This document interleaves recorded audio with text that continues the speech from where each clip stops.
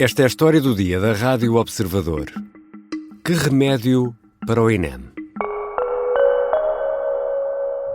Vamos apresentar um plano muito brevemente para resolver esse problema. Estamos empenhadíssimos nisso. Como estamos empenhados em aprofundar, esclarecer, investigar tudo aquilo que foi ou que possa ter sido um mau funcionamento.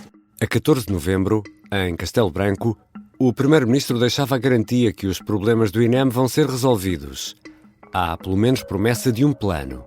Nestas mesmas declarações, neste caso registadas pela TVI, Luís Montenegro tenta desvalorizar a polémica, referindo que há, e citamos, um país que pulula todos os dias, apesar dos problemas do INEM que são graves.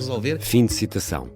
A desvalorização do problema não alivia a falta de confiança num sistema de emergência que pode ter falhado de forma fatal numa dezena de casos. A ligação entre a demora na assistência e a morte de 11 pessoas não passa por agora de uma suspeita, que ainda não foi confirmada, mas a suspeita e os problemas existem. E é sobre a forma de atacar estes problemas que vou conversar com o jornalista da secção de Sociedade do Observador, Tiago Caeiro, que acompanha a área da saúde. Eu sou o Ricardo Conceição e esta é a história do dia de quinta-feira, 21 de novembro. Bem-vindo, Tiago. Olá, Ricardo. Tiago, a confiança dos cidadãos foi abalada pelas notícias de mortes que podem ou não estar associadas ao atraso ou mesmo ao não atendimento da linha de emergência, o 112, e depois, em cima disto tudo, ainda temos a forma como o INEM está a funcionar. Ora, felizmente, eu digo mesmo isto, felizmente estamos habituados a confiar nos serviços de emergência. Não só que alguém atenda ao telefone, como virá socorro se necessitarmos disso. Perante isto e perante esta desconfiança dos cidadãos no INEM e no sistema, o Governo anunciou que tinha um plano, e acho que estou a citar bem, para refundar o INEM. Já há plano? Ou pelo menos que eu iria criar. Ainda não há nenhum plano para refundar o INEM. O Ministério da Saúde está a trabalhar nesse plano, que vai ser apresentado a muito curto prazo, com respostas para os problemas mais urgentes do INEM. Para além disto, a Ministra da Saúde já tinha anunciado em julho que iria ser nomeada uma comissão técnica independente para estudar o INEM e propor mudanças de fundo no Instituto. No entanto, na semana passada, Ana Paula Martins disse que essa comissão só deverá ser apresentada quando estiver escolhido o novo presidente do INEM. Portanto, há agora um concurso a decorrer na CRESAP, que deverá estar concluído até ao final do mês. O Governo deverá, depois desse concurso, o Governo deverá escolher um nome e depois então será anunciada a tal comissão técnica que vai estudar as mudanças a fazer no INEM. Portanto, não vamos refundar o INEM já, não é? Já não. Então, vamos aqui por partes. Vamos primeiro, talvez, aos sintomas e depois ao diagnóstico e à terapêutica necessária para recuperar ou para refundar o INEM. Nesta altura, Tiago, o INEM é responsável pelo socorro em caso de emergência médica. É este o principal atributo ou a principal função do INEM. Sim, embora o INEM responda neste momento por menos de 20% do socorro inicial. Menos de 20%? Menos de 20% do socorro inicial em casos de emergência médica. A esmagadora maioria do socorro é assegurada pelos bombeiros e pela Cruz Vermelha Portuguesa, que transportam os doentes para o hospital em casos menos graves, ou então recorrem a meios diferenciados do INEM em casos mais críticos, em que seja necessário, por exemplo, dar um suporte imediato de vida, por exemplo, à pessoa que está a necessitar de socorro. Então, o diabo seja cego, surdo e mudo, até vou bater na mesa. Se eu por acaso tropeçar aqui e for preciso levar-me aqui ao Hospital Santa Maria, que talvez seja o mais perto da redação do Observador, e for preciso chamar uma ambulância, é possível que essa ambulância seja dos bombeiros e não uma ambulância do INEM, é isso que estás a explicar? Muito provavelmente será mesmo dos bombeiros, se a queda não for muito grave. Esperemos que não, e que eu recupere depressa. Mas isso, Tiago, leva-me aqui a um parêntese, porque isso que acabaste de explicar deita por terra, penso eu, aquela acusação que foi feita pelo secretário-geral do PS, Pedro Nuno Santos, que disse que o Governo estava a querer privatizar a assistência, o INEM queria privatizar o serviço. Segundo o que estás a explicar, se o INEM só faz 20% deste tipo de socorro, na prática, e se a outra parte é feita por bombeiros e Cruz Vermelha, quer dizer que na prática este serviço já está quase privatizado, podemos dizer isto? Exato. É uma acusação de Pedro Nuno Santos que não faz grande sentido, porque de facto o INEM tem protocolos com corporações de bombeiros desde que nasceu, nos anos 80, há bastante tempo, e portanto está em grande parte privatizado, digamos assim, desde a sua fundação, e só poderá ser assim, uma vez que o INEM não tem capacidade, com pouco mais de 1000 trabalhadores, que é o quadro que tem neste momento, de responder atempadamente à emergência em todo o país. Para se ter uma ideia, são atendidas cerca de 4000 chamadas por dia.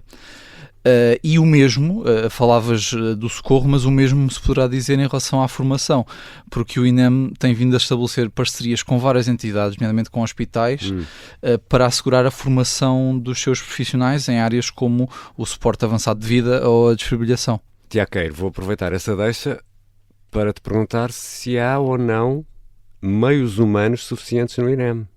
Não há meios humanos suficientes no INEM.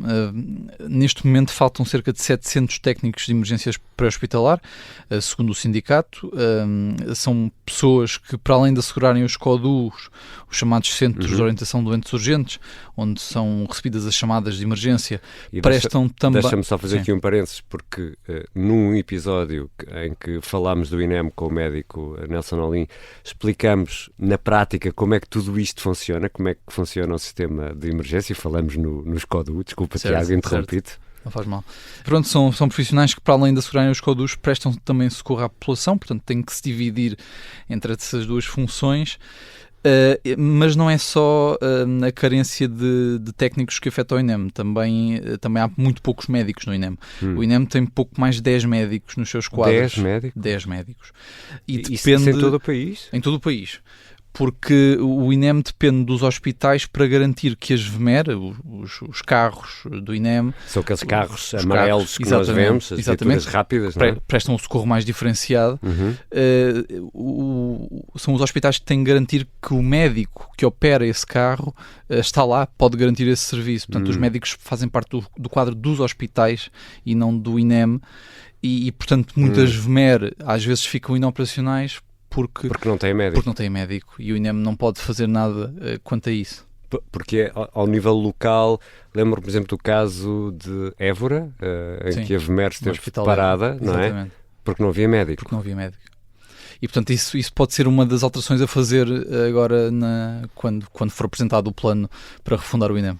Tiago, ainda no que toca a meios humanos, os técnicos do INEM e os bombeiros, de que falávamos há pouco, por exemplo, estão no mesmo patamar de formação? Eu faço-te esta pergunta porque no meu imaginário, e acredito que no imaginário de muitos ouvintes, temos os filmes e as séries norte-americanas em que vemos paramédicos nas ambulâncias. Até há muitas séries de médicos em que os paramédicos têm um papel importante e têm, por exemplo, capacidade para administrar medicamentos, para fazer uma espécie de um pré-diagnóstico.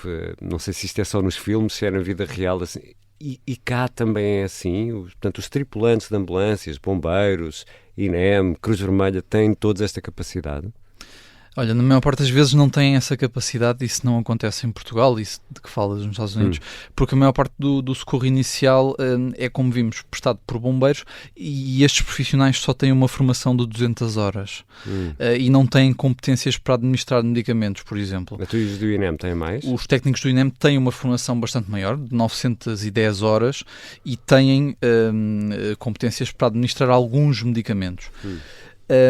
Os peritos consideram que tanto uns como outros deveriam melhorar a sua formação, particularmente os bombeiros e os elementos da Cruz Vermelha. Por exemplo, a Sociedade Portuguesa de Emergência Pré-Hospitalar defende que todos os profissionais que prestem socorro à população devem ser formados nas universidades médicas. Estas universidades devem criar uma formação em paramedicina, tal como já existe nos Estados Unidos, que é o país referência nesta área. De 900 horas para 200 horas, a diferença realmente é substancial, mas mesmo que avance essa essa hipótese de uma formação, isso seria quê? Quase uma licenciatura? Poderia assumir esse formato, sim. Mas, caso avance, essa formação ainda vai demorar. Portanto, não é uma solução rápida, nem para as próximas semanas ou meses, não é? Não é uma solução imediata. Essa formação de cariz universitário nunca poderia estar no terreno antes de 2026. E por isso, enquanto essa formação mais diferenciada não for criada, os peritos nesta área o que defendem é que se criem programas de formação imediatos, a começar pelos que seriam frequentados pelos bombeiros numa primeira fase, uma espécie de transição, de formação transitória, aliás, enquanto não é criada essa formação mais sólida que pode assumir um formato de licenciatura para que se formarem paramédicos. E seria possível, em alguma fase, há meios para isso, misturar tripulações, ou seja, ter um tripulante do INEM e outro dos bombeiros na mesma viatura para tentar aproximar o nível de formação? Sim, dois? é possível. Se este reforço da formação avançar desde já, isso é perfeitamente possível, sim. Já falámos de meios humanos e meios técnicos, ambulâncias, por exemplo. Sim, essa também é uma prioridade, o reforço dos meios técnicos também é uma prioridade apontada pelos peritos, principalmente a renovação da frota do INEM. Faltam ambulâncias de emergência ao INEM, em grande número.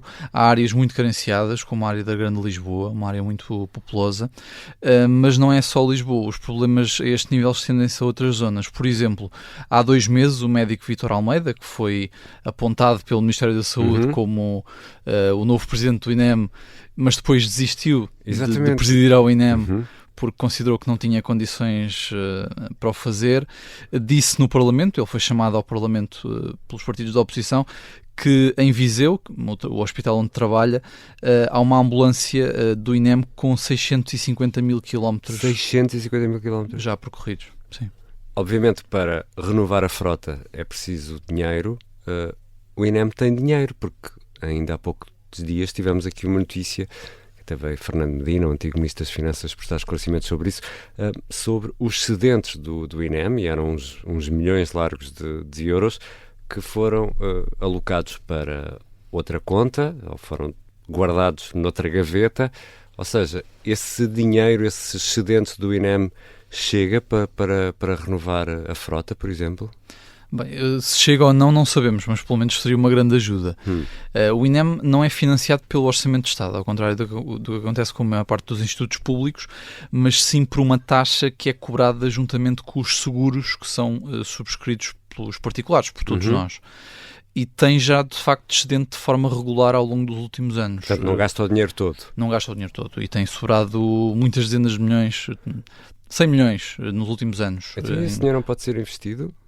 Esse dinheiro poderia ser investido se o INEM não fosse obrigado a dar esse excedente a uma entidade que se chama Administração Central do Sistema de Saúde, que é um braço do Ministério da Saúde, que depois retém esse valor. Ou seja, o INEM está impedido, ou tem estado impedido ao longo dos últimos anos, de usar esse excedente para investimentos que seja necessário fazer, como por exemplo este que falávamos, a renovação da frota, que é tão importante. Mas este procedimento de entregar o excedente ao Ministério da Saúde vai terminar, ao que tudo indica, porque este governo da AD já se comprometeu a acabar com esse procedimento. E o INEM também tem helicópteros ao serviço. Pode haver aqui, por exemplo, também uma ajuda da Força Aérea. A Força Aérea tem um papel fundamental, por exemplo, nas ilhas, no transporte de doentes, de grávidas. A Força Aérea também pode dar aqui uma ajuda, ou não? Bem, essa possibilidade foi equacionada há uns meses, mas os peritos que nós ouvimos para o artigo que está no site dizem que não é uma possibilidade que possa ser equacionada porque os helicópteros, a Força Aérea não tem helicópteros para fazer este tipo de serviço, ou seja, colocar a Força Aérea a fazer heletransporte de doentes críticos levantaria alguns constrangimentos operacionais que devem ser evitados. Então, e os helicópteros que hoje estão a serviço do INEM chega, vai ser preciso mais. O que a Ministra se comprometeu já a fazer foi renovar a prestação de serviço dos 4 helicópteros que hoje estão ao serviço do INEM, e para isso será lançado até ao final do ano um concurso público internacional. Tiago, já falámos aqui de meios humanos, de formação, de meios técnicos, mas é preciso alguém que mande nisto tudo. E tu, há pouco, no arranque da nossa conversa, deixaste aí algo que me está aqui a fazer um bocadinho de comichão, que é o INEM está com um presidente substituto, portanto, nem sequer tem presidente ainda, é isso? Exato. Está com um presidente em regime de substituição, que é o médico Sérgio Dias Janeiro, que é militar. Que é militar também, exatamente. A comissão de serviço temporária de 60 dias até já foi ultrapassada. E ainda estamos à espera do concurso. A CRESAP só abriu o concurso há 5 dias, portanto agora os candidatos têm mais 10 dias úteis para poderem apresentar as candidaturas, e portanto esse é um aspecto que tem que ser clarificado o mais rapidamente possível. Depois, a nível da organização interna do INEM, também há outros problemas a resolver, não é só esse.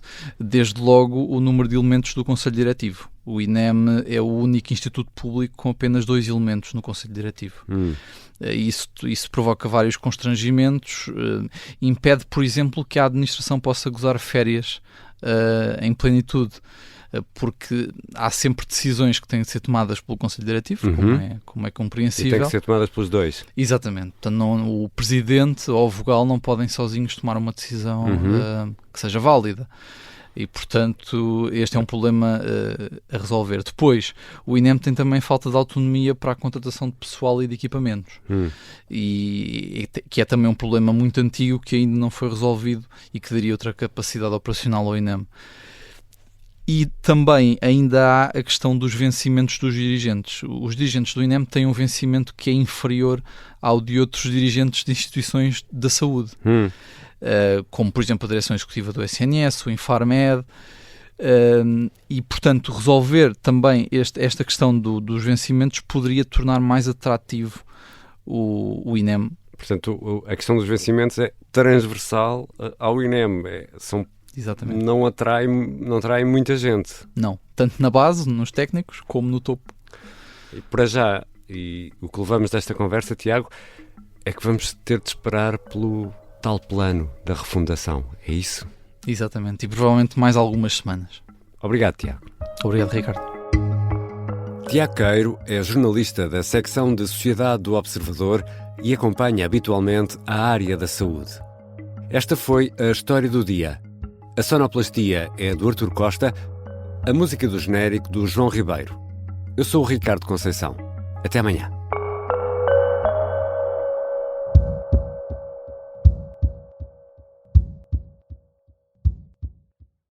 Se gostar deste podcast, pode seguir, dar 5 estrelas e comentar o episódio na Apple Podcasts ou no Spotify. Pode também subscrever e gostar no YouTube. Assim recebe uma notificação sempre que houver um novo episódio.